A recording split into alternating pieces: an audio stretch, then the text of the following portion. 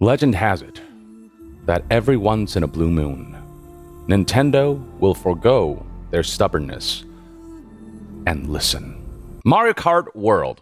I mean, it is by every metric an incredibly successful launch title for the Nintendo Switch 2. The attach rate on the Nintendo Switch 2 with this game is insane. It sold millions of copies, and it'll probably have long legs. This is a game that will keep selling for years to come.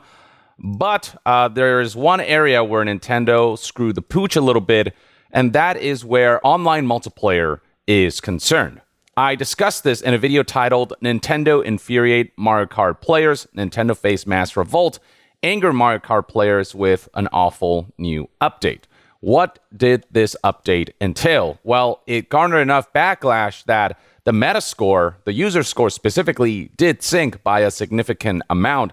It used to be at like an 8.2, and that went down by a whole score as people started to essentially leave negative reviews because this change, many felt, did significantly negatively impact the way they play Mario Kart. So it all concerned this update released back in June 25th, 2025, version 1.1.2. Courses selected in random when selecting new course in a wireless versus race has been adjusted. So how did that update ruin the game and the online multiplayer mode for a lot of people? Well, it all concerns the way online multiplayer works, where after a race, you're taken to this menu where you can vote on what the next track will be. Now, Mario Kart World has two different types of tracks and courses. There's the standard 3-lap ones, and then there's what are called intermission courses that essentially take you to the next 3-lap course. This being an open world game, they made it so that you've got your regular 3-lap courses, and then from there, you've got essentially like highway-style tracks that can take you to your next destination. And the idea that Nintendo had for Mario Kart World is that you'd have both types of races mixed in together. So it felt like you're racing on a regular 3-lap course and you're still racing while heading to the next course and then repeating that cycle over and over again. But the issue is that a lot of Mario Kart World players just aren't a fan of the intermission tracks and courses because they're just a lot more linear. There's just a lot less strategy involved. They're just not as well designed as the more curated 3-lap courses. And so when you finish a 3-lap course, you're taken to this menu and you're essentially forced to select an intermission course or an intermission track unless you pick random. If the majority of votes went to random, that random track would essentially guarantee to be a 3-lap track. And when people figure this out, to essentially skip those intermission tracks and courses, a lot of folks would just vote for random so they can continue playing 3-lap courses that are much more preferred. And you've got examples of what that looks like right here. You can see that during online races, a majority of players tend to go for random. And Nintendo essentially didn't like that. That's not how Nintendo intended for the online multiplayer mode to be played. And so they adjusted that random button so that there's a high chance it will yield one of those intermission courses and tracks rather than the 3-lap race. And that pissed off a lot of people because that was Nintendo deciding for players how to play the game. And the way Nintendo decided players should play the game is just worse because it's forcing the intermission tracks that many agree are just inferior, far inferior compared to those 3-lap courses. And this got so bad that major Nintendo and Mario Kart content creators came out with videos like this titled "This Nintendo Update Just Ruined Mario Kart World." You've got another Nintendo content creator, Nathaniel Bandy, saying Nintendo destroyed Mario Kart World Online. And the agreement surrounding this has been universal. People saying things like how Mario Kart World went from 9.5 out of 10 to 6 out of 10 with this update.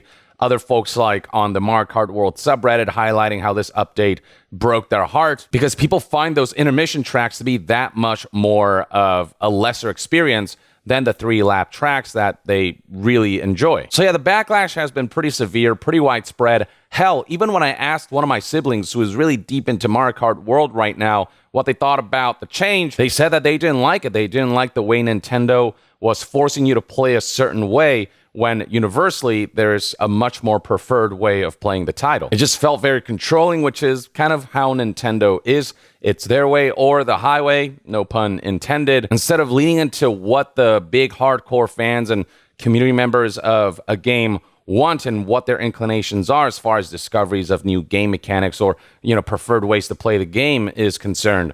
Nintendo will always try to like railroad them towards their way of doing things, their design, even if their design is flawed or just worse. And it seemed as though Nintendo did eventually listen, because if you look at this page right here that lists essentially patch notes for all of the updates that come out for Mario Kart World, and we scroll up to the latest one right here, this update version 1.2 released on July 29th, 2025, there's a bullet point that reads, increased the frequency of lap-type courses appearing in the selection when choosing the next course in Versus Race and Wireless Races. This is Nintendo basically caving to the backlash, backpedaling on this particular change. And this is rare. Nintendo usually is pretty stubborn about their ways, but the backlash on this one seems to have worked, as even the most ardent Nintendo fans couldn't deny that what Nintendo did here really screwed the pooch on Mario Kart World's online mode, and it might have detracted enough people, and Nintendo might have seen enough of a reduction. There are folks who straight up like quit the game and stopped playing Mario Kart World online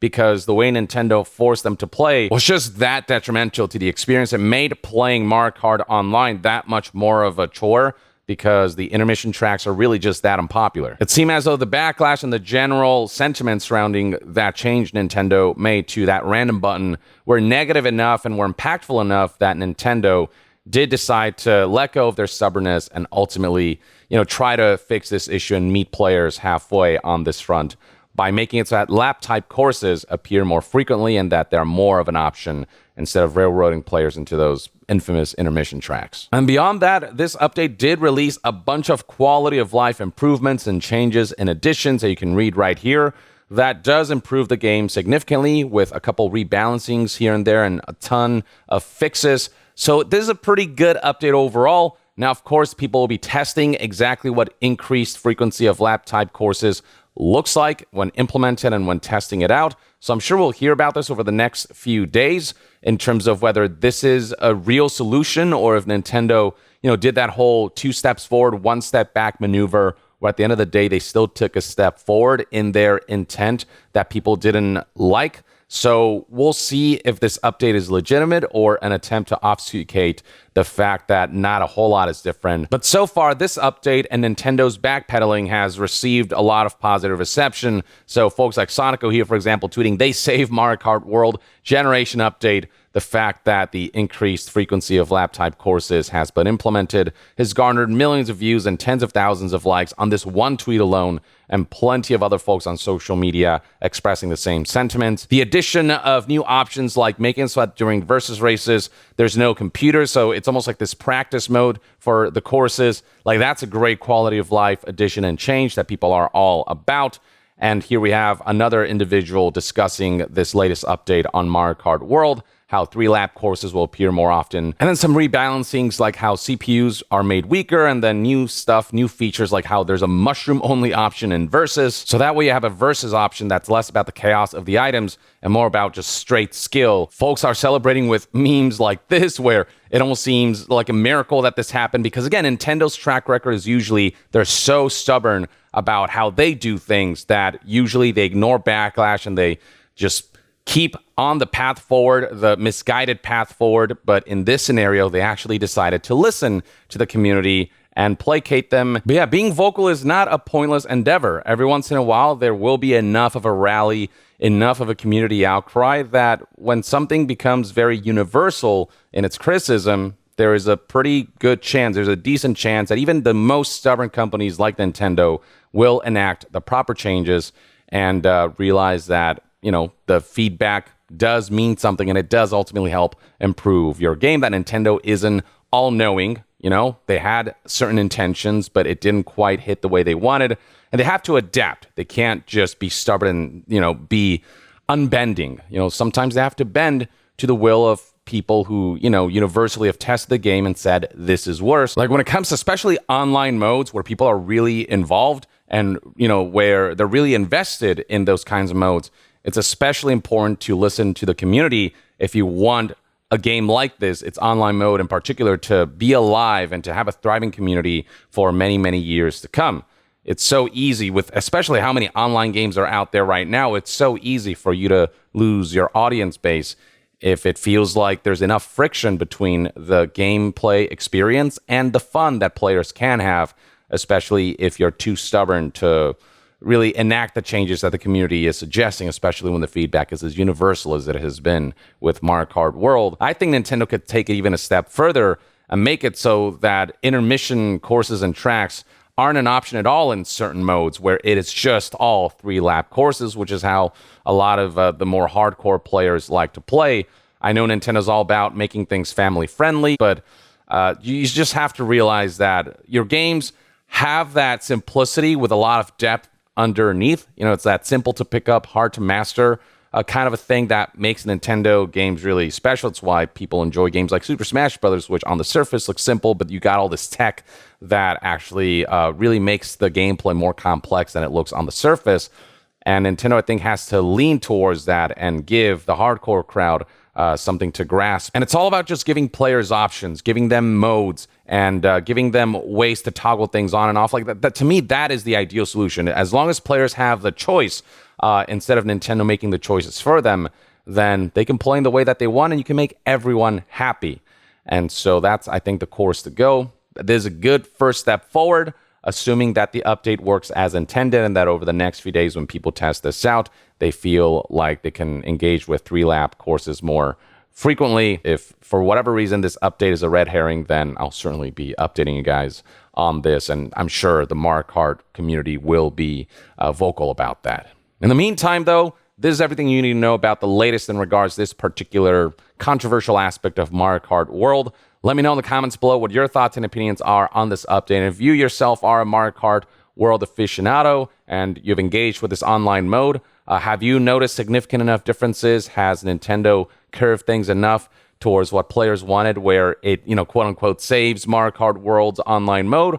Or do you still feel like Nintendo could do more? Share your thoughts in the comments below, and to be further updated on all things gaming news, reviews, and discussions, stay tuned right here on Young Yeah. I'll see you guys next time. Young out.